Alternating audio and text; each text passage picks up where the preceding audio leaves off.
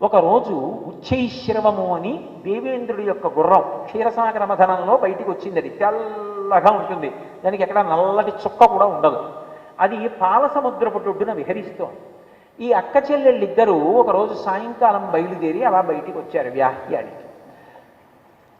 వినత అంది, అక్క అక్క చూశావే, పాల సముద్రాన్ని చిలికినప్పుడు నురుగు వస్తే ఎలా ఉంటుందో అంత తెల్లగా ఉందే అక్క.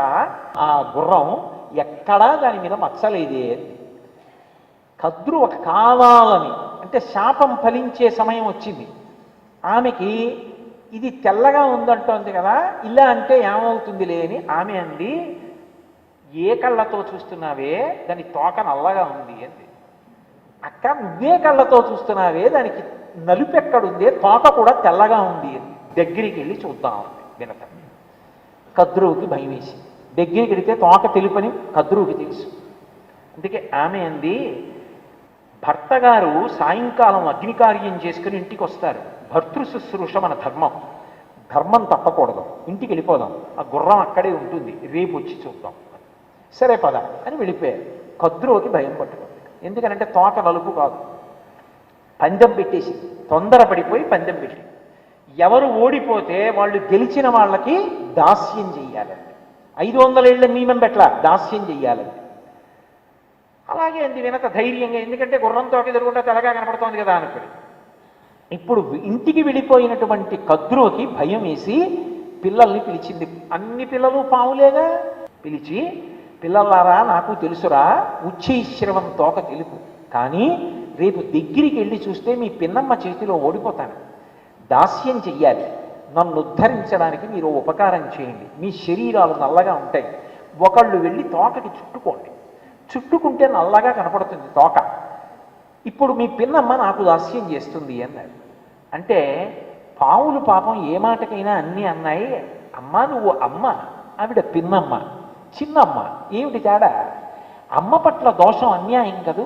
నీకు తెలిసి పందెం ఎవరు కట్టమన్నారు? నిన్ను తెలిసి ఎవరు అక్కర్లేని విషయం జోలికి వెళ్ళమన్నారు? మేం వెళ్ళి తోకకు చుట్టుకోవడం ఏమిటి, తోక నల్లగా కనపడటం ఏమిటి, అమాయకురాలి చేత దాస్యం చేయించడం ఏమిటి? ఆ పాపం మాకు అంటుకోదు, మేం చెయ్యమన్నారు. విచిత్రం ఏమిటంటే అక్కరలేని విషయాల జోలికి వెళ్ళిపోయి, అక్కర్లేని పంతాల జోలికి వెళ్ళిపోయి, ఆ పంతాల్లోంచి కోపాలు పెరిగితే చిట్ట చివరకు ఆ కోపాలు ఎక్కడికెడతాయో ఎవరూ చెప్పలేరు. మహాభారతం కథనంతటినీ ముందు సూక్ష్మంగా వినతాకద్రువుల కథగా చెప్పాడు వ్యాసుడు. అది ఆయన గొప్పతనం. అదే తర్వాత విస్తరిస్తే కురుపాండవ సంగ్రామం. ముందు దాన్ని తీసుకొచ్చి చిన్నదిగా వినతాకద్రువుల కథగా తీసుకొచ్చాడు. కథగా అంటే జరగనిది కాదు, జరిగినది, ఇతిహాసం. కాబట్టి ఇప్పుడు ఆ పిల్లలు ధర్మం చెప్పారు. ఆవిడంది, నేను చెప్పిన మాట వినడం అన్నిటికన్నా పెద్ద ధర్మం, అమ్మ మాట వినడం. మీరు వినలేదు సరిగదా, నాకు ధర్మం చెప్తున్నారు. కాబట్టి జనమేజయుడు సర్పయాగం చేస్తాడు రాబో కాలంలో, మీ అందరూ అందులో పడి దర్శించిపోండి. ఎవరు? ఏ తల్లి కశ్యప ప్రజాపతిని వరం కోరి బిడ్డల్ని కందో ఆ తల్లి తన బిడ్డలు నశించిపోయే యాగం జరగాలని నియమం పెట్టి తెల్లబోయారు.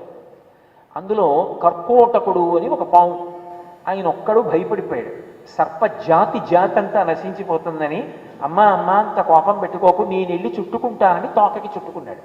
చుట్టుకున్నందుకు పాపం వినత దాస్యం చేసింది. ఆ దాస్యానికి సంబంధించిన ఇతర విషయాలన్నీ నేను గరుత్మంత వాహనం గురించి చెప్పినప్పుడు చెప్తాను. ఇందులో ఆదిశేషుడు, వాసుకి ఇలాంటి సర్పాలు ఉన్నాయి. ఈ ఆదిశేషుడు చూశాడు, ఎంత హీనమైన పనిది. తల్లి ఒకటి తన పిల్లల్ని శపించింది, రెండు పినతల్లికి ఇంత దారుణమైనటువంటి శిక్ష పడేటట్టు చేసింది. తాను అబద్ధమాడుతున్నానని తెలిసి, అబద్ధమాడానని తెలిసి, పోని నిజమే లేవే, తోక నల్లగా ఉంది అక్కడితో వదిలిపెట్టే, నువ్వు నాకు దాస్యం చెయ్యక్కర్లేదులే అనొచ్చు. అనకుండా దాస్యం చేయించుకుంటోంది. ఎందుకని? ఆమెకి కడుపులో ఒక అసూయ ఉంది. ఏమిటా అసూయ? ముందు తనువరం అడిగింది అక్క కాబట్టి. వినతేమంది, ఆమె పిల్లల కన్నా బలవంతులు ఇద్దరు చాలండి. కాబట్టి ఆ ఇద్దరూ చాలా బలవంతులవుతారు. నా పిల్లలకు అపకారం జరుగుతుంది రేపొద్దున, పెద్ద భార్య బిడ్డలు చిన్న భార్య బిడ్డల చేతిలో బాధపడతారు. ఆమె నాకు దాసి అయితే దాసీపుత్రులు దాసులు, వాళ్ళు నా పిల్లలకి సేవ చేస్తారు, వాళ్ళ బలం పనికి రాకుండా పోతున్నారు. ఆవిడ అసూయతో ఆవిడ చేసింది. కథంతా అసూయే.